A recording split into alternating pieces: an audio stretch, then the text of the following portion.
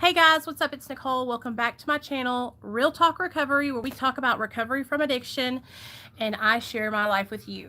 Well, you guys, today we have a special guest. We have my sister, Michelle DeMeo, here, and she is actually on the phone. So I'm going to be doing a phone interview with her. You want to say hi, Michelle? Hey guys, how y'all doing? All right. Okay, so here's the deal, you guys. I hope y'all can hear her really good. If you can't, just let me know in the comment section. And we're just going to go ahead and get right into it, y'all. We're not going to waste any time today. So, Michelle, when do you okay, so I know when all this stuff happened because I'm your sister. But I want to ask you, when in your life did you realize that you were starting to have problems with your mental health? No. Honestly, since I can really remember, about age 11 when I hit puberty. Okay. And what was the changes that you started to experience?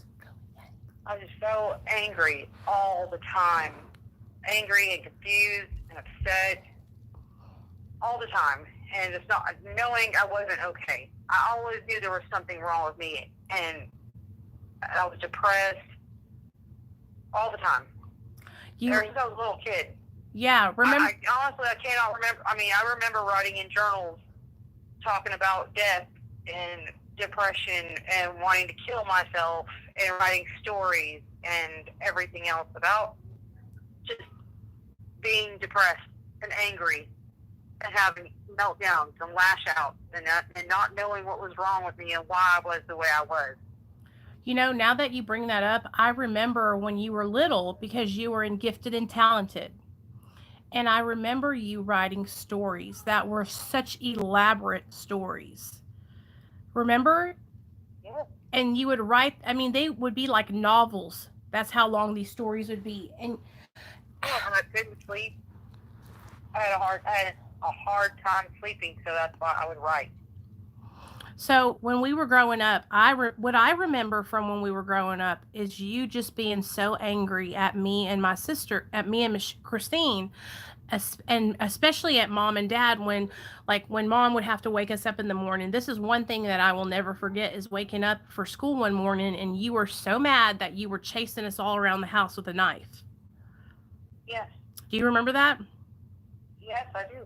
Well, okay, so that was like just all this displaced anger that you did not know where it was coming from. You couldn't sleep at night. I mean, it was just like, it was almost like you were constantly tweaking, only you were not high because you had never even done a drug before.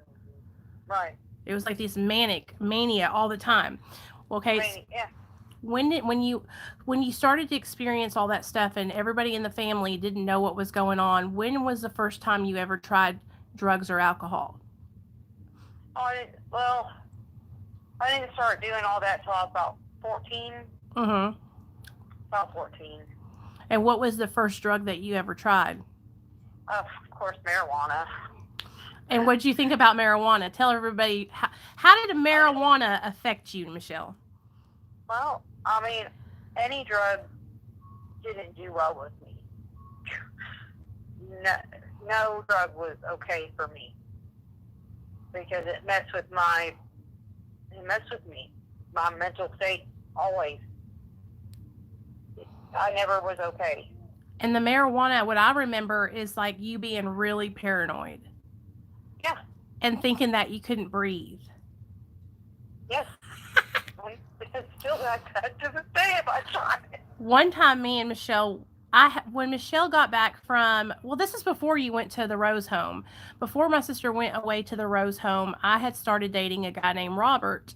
And my sister, in order for me to be allowed to go hang out with Robert and all his friends, mom and dad made it to where I had to take Michelle with me everywhere I went. So I would be at my boyfriend's house and Michelle would be with me. I would be at a party and Michelle would be with me. Well, I had gotten to a point where Michelle was sneaking behind my back to get high. And I knew she was getting high, but she wasn't telling the truth. She was lying. She had started, this is right, remember when you started doing like crystal meth? Yeah, I just wanted to fit in. We all just wanted to fit in. And I wanted to fit in. I just wanted to fit in. And then I was hanging out with all these people that were like getting high and getting drunk.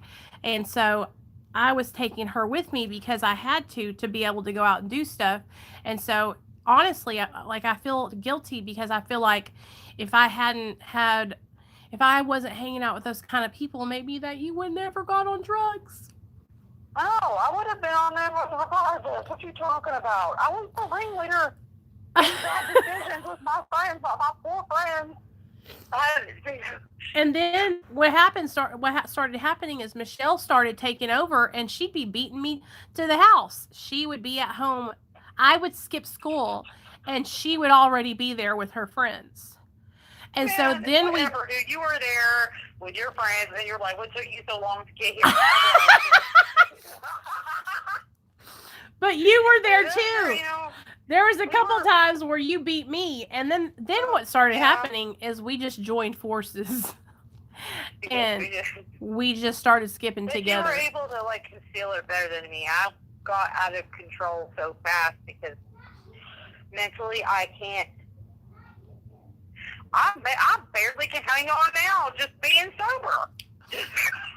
So I'm mentally unwell, and I go to therapy. When you antipsychotic, and I'm still not okay. When you had bad relationship after bad relationship after bad relationship. So do you think that? Okay, so tell me this: after high school, and you started after we got out of high school, that's when everything started really going to the left. We started really using drugs and alcohol a lot because we weren't in school anymore. Actually, I settled down for a while because I had my son. And my husband was he was a good dad, he was a good ex-husband. And so therefore I didn't do anything at all. How many years were you how long was that for? Until I got divorced at 22. Okay. And even then after 24, at 24 that's when I started going out. I started going to the bars. Because I remember, Michelle went to a home when we were younger for her mental illness. And what happened, I want you to tell everybody what it was like in the Rose home. Well, you weren't allowed to act out. You got shot with Thorazine when you got alive. Tell them, girl. Tell them what it was like. Well, they were on a strict routine. I went from 120 fit to 198 in 3 months because of the medication they had me on. Mm-hmm. Basically, had me so sedated that I wasn't able to function. And that's all. So they would shoot you.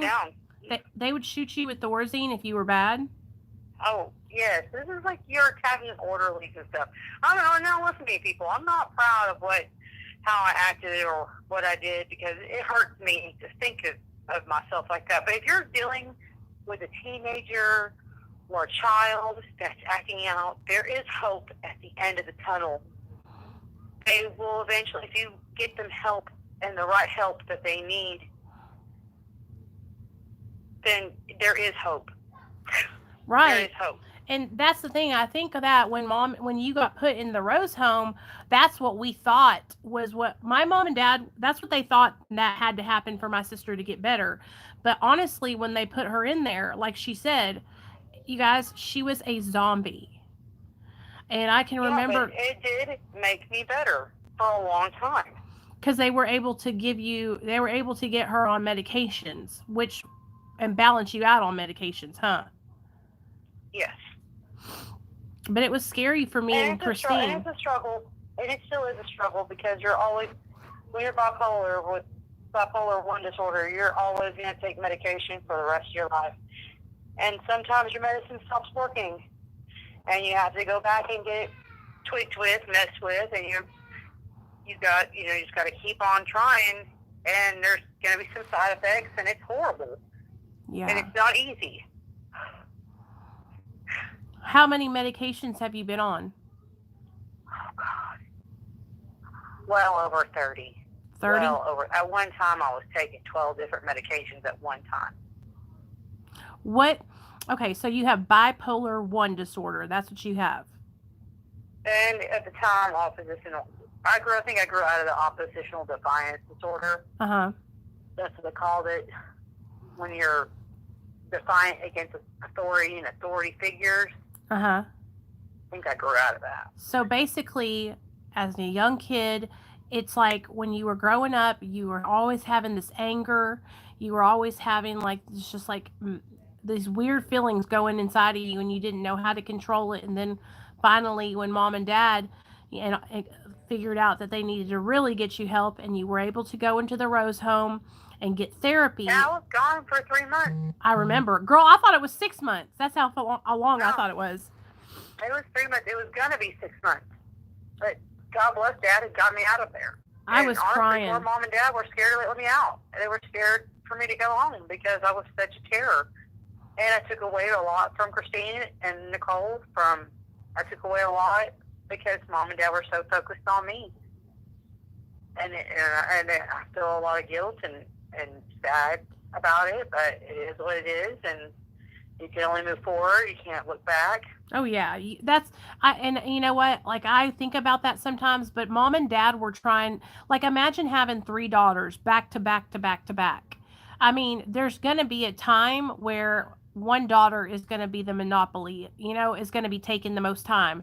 Just like after you took up their time, then I decided to act a fool and start getting in trouble and going to prison. And then after I got done, then Christine started to go through her little situation. We've all had situations where mom and dad had to spend extra time with each one of us. It was just at different times, thank God. Well, thank God we got good parents. Yeah. Can you imagine what we would have been like if we were born into bad parents? No.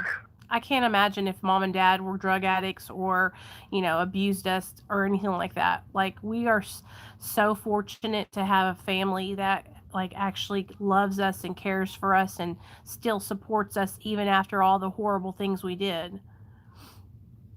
Yeah. What is it? You can't dwell on the past. You can only focus on the future.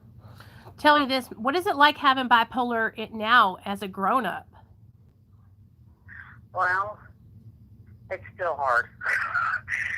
It's still hard. It's still hard.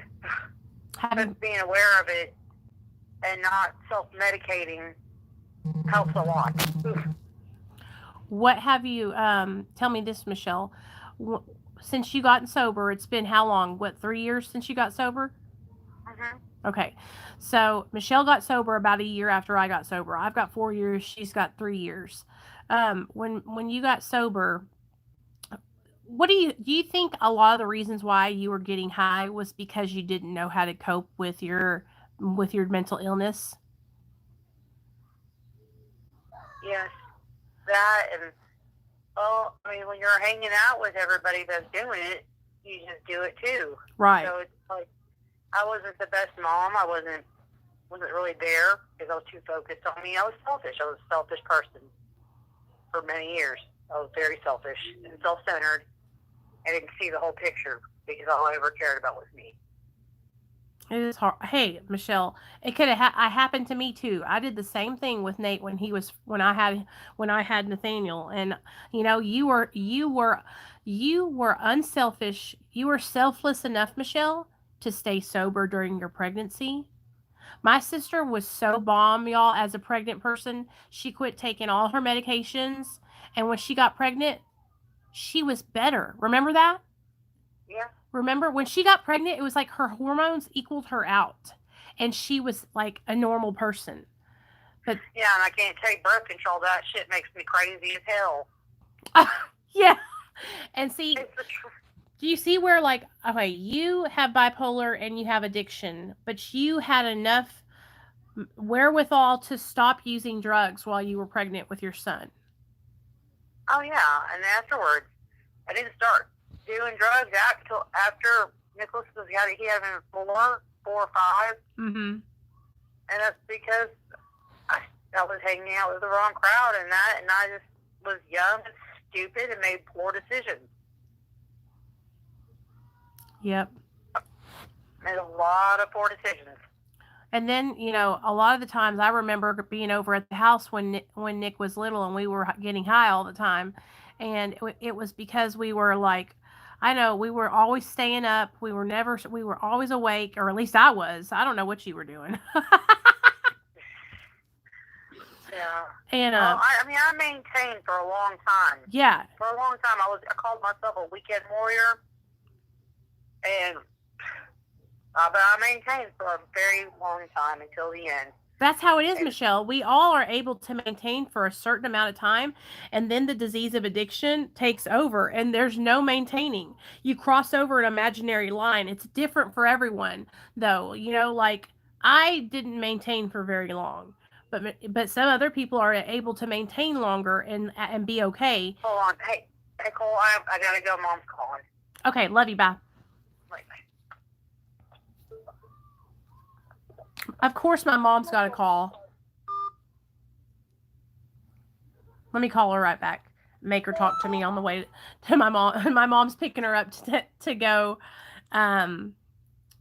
to go over to her house. So, anyways, that's my sister Michelle, you guys, and my sister Michelle struggles with bipolar disorder, bipolar 1, and oppositional defiance disorder. But that was when she was younger, and so, hey Derek, um, let me see if I can call my sister back and if she can talk until my mom gets there. Okay? Or if my mom's probably already there. Let me see. I want her to tell you guys about what it's like now in her sobriety.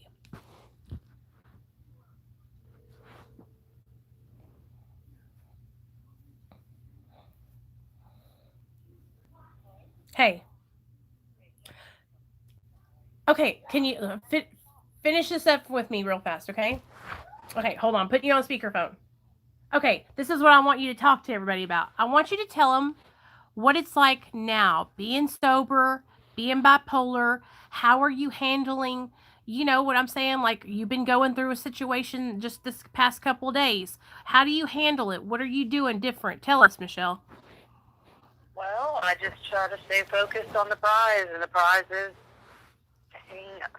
having a healthy, happy life, and just working. And I work part time, and I clean a lot. And I clean a lot. It's therapeutic. I go to therapy once a week. I take my medication as prescribed. No uppers, because those are horrible for you, period. Anyone with bipolar disorder should never take any kind of stimulant. Why? Why do you say that? Because it keeps you awake. Yeah. And you have to have a certain amount of hours of sleep. Oh, that's right. And if you're not sleeping good, it affects you. It affects you. It affects you. So, I would never, ever pick up drugs now. Never. Never, ever, ever. It ruined my life. It ruined my life. It ruined my life. It ruined my friend. Ruined everyone around me. I was like a giant tornado path of destruction. I would never do it. It ruined me. I worked really hard for everything I have. It's not much, but it's mine. And I worked hard for it. And you're doing so good, Michelle. You know that, right? I'm trying. You're doing amazing. Not every day's perfect, and some days I just cry and clean. Tell me, so do you have a lot of mood swings being bipolar, a lot of manias, or a lot of sad times? Tell us about that. Well, I have a mixture of both. Most time I'm manic around paydays. Why do you think it's around payday? Because you get paid and you know you can go do all kinds of stuff? Yes. Well, I have money, and money makes you happy. Me too. And then when it's gone, I'm sad. And then I think about all the choices that I should have made differently with the money I had. But I'm just one day at a time. That's all I can say. You're doing really good, Michelle. I'm super proud of you. That's all. I really am. I'm so proud of you too, Cole. Hey, keep up the good work. Okay, kid. Like, seriously, one day you're going to come on here, like, in person, and you're going to tell everybody, I mean, like, for real deal, what it was like. Because, you guys, my sister has gone through so much, and her bipolar, like she said, imagine being a little kid and not knowing why. I remember when you were little, Michelle, you used to walk around going, Yeah. And it was like because she had I think all this stuff was going on inside of her mind, and she didn't know how to express it, you know? Yeah. But I love you so much, and thanks for coming on here, because I don't have bipolar, you know what I'm saying? And I don't ever want to say like something that it's not, like, I just want people to be able to hear from somebody's point of view who does have bipolar. But now my sister has got 3 years sober. She's got a job. She's got her own apartment. I mean, she is doing really good. Her little boy is doing good. He's driving now and thriving in his life, and our whole family just loves her so much, and we're so proud of how far she's come. And she ain't getting high no more, neither am I, and we're just on the road to the straight and narrow, huh? That's right. All right, Ho, I love you. I love you too. I'll talk to you later. Bye. Okay, so I'll tell you guys, my little sister is going through a lot right now. She called me about 20 minutes before she was supposed to do this phone interview with me, and she was just really upset. She's in a relationship with a guy who has just basically, like, my sister wants to be married, and I think it's because she sees me and she sees that I'm married. And she says, you know, hey, I want to be married. Let's get married. And then her boyfriend tells her that she's asking too much of him. And they've been together for a while. And I'm like, you know what? If he doesn't want to get married to you, then fuck him. Get rid of him, because you are worth being married to. And she's such a good person, you guys. My sister would literally take the clothes off her back and give it to somebody else. Like, she's got such a big heart. She tries to help all her friends, even her friends. Like, she has some friends that struggle in active addiction, and one of them came up to her house the other day and was knocking on the door, and Michelle called my mom just crying because she didn't know what to do, because this girl that we all are friends with was just like so high, and Michelle was afraid to let her in the house, you know. And to see how far my sister has come from chasing me and my other sister around with knives and just being angry, and like, just, the only way I can explain it to you is that my sister was so erratic in her behavior. Imagine someone who is like mentally erratic, not because she was on drugs, but because she didn't know how to act, because the bipolar, she didn't know she had it. And so when we were growing up, it was so difficult, you guys. And my parents really had a hard time, and I remember my dad being so upset he was just crying because he didn't know what to do to help my sister. And now, you know, like she said, she's been on over 30 medications. Sometimes her medication stops working and she has to get on new medication. But this is the most level-headed and, like, even killed my sister's ever been. Like, seriously.